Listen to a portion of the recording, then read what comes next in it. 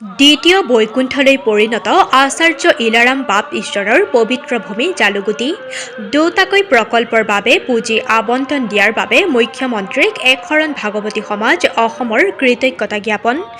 একশৰণ ভাগৱতী সমাজ অসমৰ সৌজন্যত 5দিনীয়া বিস্তৃত কাৰ্যসূচীৰে অনুষ্ঠিত 55 সংখ্যক পৰম অস্তপ্ৰহৰ মহাপালনামৰ আজি দ্বিতীয় দিন।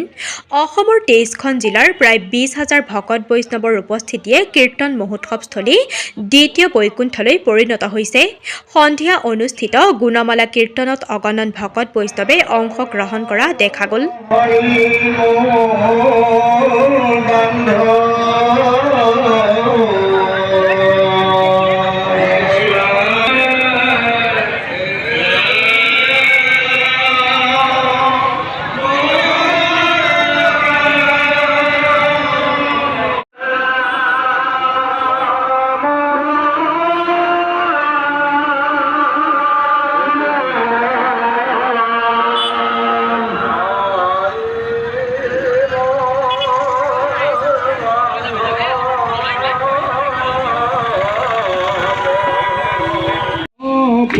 ৰাম জন্ম কৰম হৰি হৰি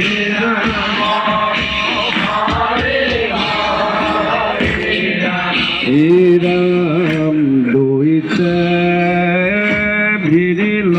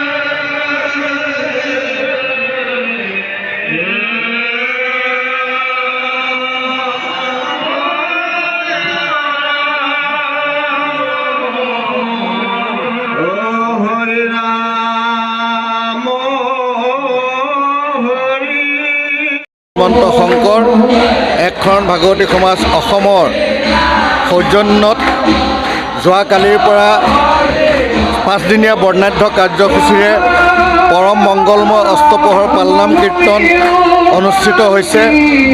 এই মহাপালনাম কীৰ্তনৰ মূল উদ্দেশ্য বিশ্বৰ শান্তি আৰু জগতৰ কল্যাণ।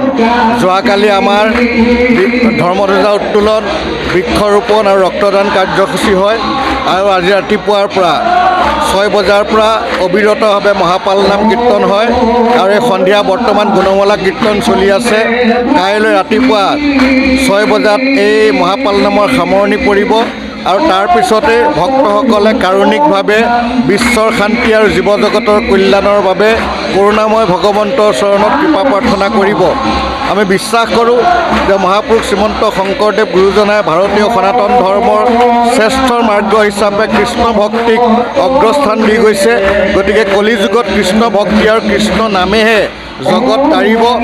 সেয়ে এই যজ্ঞ 55 বছৰত ভৰি দিছে। আমি আশা ৰাখোঁ যুগ যুগলৈ এই যজ্ঞ চলি থাকিব আৰু আমি সমূহ নামপ্ৰেমী ভকতক এই অকল চাৰিমুঠি জীৱৰ কল্যাণৰ কাৰণে, বিশ্বৰ কল্যাণৰ কাৰণে অনুষ্ঠিত কৰা অনুষ্ঠানত সকলোকে আমি সহযোগ কৰিবলৈ নিমন্ত্ৰণ জনালোঁ।